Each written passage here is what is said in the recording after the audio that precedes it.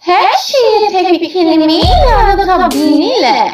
Biliyor musun şey gibi, robot çayı, Tesla, değişik, zarf tabu değişik, Hollywood'da değişik, bu şarkı değişik, ama tanrı onun yeni değişik, ama tanrı gerçek mi değişik.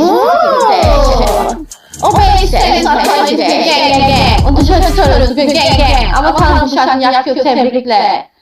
Şimdi şey gibisin gang,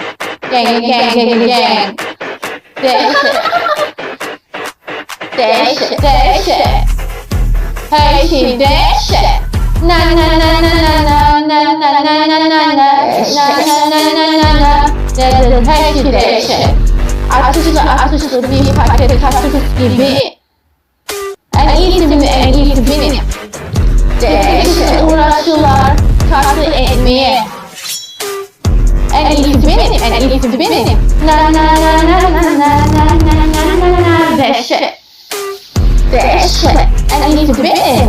Na na na na na na na na. En iyisi benim. Sıkı salak ordusu için bir yapmak. Peçete. Böyle konuşma. Neyse sen ben değil. Bu beyefendi bir tanem. Evet bu manzara peki değişik. Her şey değişik. Na na na na na değişik. Her şey değişik. Ateşli bir paket taşısı gibi. En iyisi benim. Değişik. Uğraşıyorlar tatlı etmeye. En iyisi benim. Na na na na na na. Değişik. En iyisi benim. Na na na na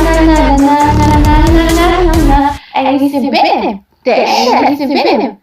Her şey değişik.